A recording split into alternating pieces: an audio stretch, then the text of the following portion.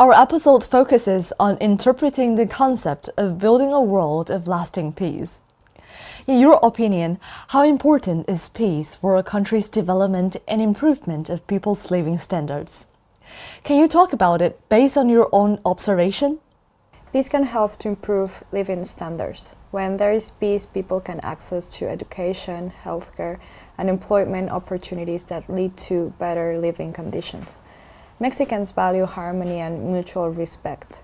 The famous words of Benito Juárez, a former Mexican president and national hero, among individuals as among nations, respect for the rights of others is peace, reflect how Mexico believes that respect and justice are the foundation for prosperity. Peace is important to a greater extent for a country's development and improvement of people's living standards. This is due to the fact that where there is peace, unity will also be there, and the visions of the people will be the same to an extent that when something needs to be done, all people will invest their efforts in achieving the desired thing. Okay, I see you all agree that peace is important for a country's development and improvement of people's living standards. So, how do you evaluate China's view of resolving disputes through dialogue and negotiation? I really appreciate this view because Mexico shares the same idea of solving conflicts through dialogue and mutual respect. Mexico has historically acted as a mediator in international conflicts, such as through the Contadora Group in the 80s, which worked to solve the crisis in Central America. I think both Mexico and China believe in non-intervention and peaceful negotiation. China's role in mediating between Saudi Arabia and Iran shows how diplomacy can replace conflict. So, as a Mexican student, I value this approach because it reflects the same principles that Mexico promotes in its own foreign policy. It's great to hear that you share the same idea, because I think China's view of resolving disputes through dialogue and negotiation is one of the greatest things to be done. This is due to the fact that resolving disputes through dialogue and negotiations does not negatively affect the involved parties in any way. Yes, solving conflicts through dialogue and mutual respect is so important. This approach doesn't just help the countries directly involved, it also contributes to global stability. Well, since we share the same idea that resolving disputes through dialogue and negotiation is vital for keeping peace, now let's talk about peacekeepers. China's peacekeepers, in their missions around the world, have made tremendous efforts to build peace and safeguard regional stability and security. If you had the chance to ask them one question about peacekeeping, what would you like to ask and why? Well, that's a very interesting question. I would love to ask them about some of the challenges they encounter during such processes. I choose to ask this question because I know that in whatever good thing that can be done, challenges can also be a part of it. That's a good point, and I would like to ask them, in your experience, what has been the most touching or hopeful moment you've witnessed while carrying out your mission? And why did it leave a deep impression on you? Because though challenges and dangers in peacekeeping are definitely worth knowing, I believe the moments of human connections and hope can also motivate people to keep working for peace.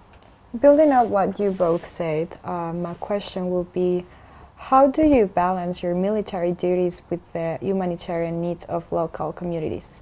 I find this question meaningful because peacekeeping is not only about maintaining security, but also about helping people rebuild their lives. I would like to know how Chinese peacekeepers provide both protection and compassion, and what challenges they face in combining strength with empathy. Okay, so finally, in what ways do you think we ordinary people can contribute to the building of a world of lasting peace? And what role can international students play in promoting mutual understanding and peaceful coexistence between your own country and China? As ordinary people, we can promote lasting peace by correcting small cultural misunderstandings. For example, as a Malaysian Chinese, I sometimes hear people in China refer to all of us as Malays. I then clarify that I'm ethnically Chinese and explain that Malay refers to a specific ethnic group, while Malaysian is the national term for all citizens. That's a great example. I also believe that ordinary people can contribute to peace by practicing respect, empathy, and cooperation in everyday life. Simple actions like helping others, avoiding discrimination, and supporting dialogue instead of conflict help to create a more peaceful society. As a Mexican student in China, I believe that international students play an essential role in promoting mutual understanding. By learning from one another and sharing our cultures and traditions, we build bridges that reduce prejudice and create trust.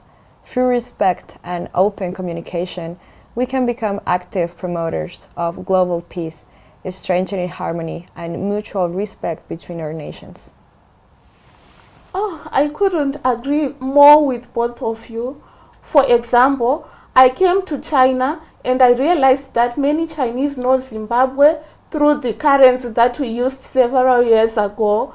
Even though that hyperinflation ended, people still ask me about it today. So I see it as my responsibility to share a more complete picture. Yes, that difficult period happened, but Zimbabwe has moved forward. At the same time, when I return home or communicate with Zimbabwean friends, I also explain cultural differences I've observed here in China. For instance, the remarkable efficiency and fast-paced work culture here. By having these respectful two-way conversations and sharing accurate information, we can help people on both sides understand each other beyond stereotypes. Thank you so much.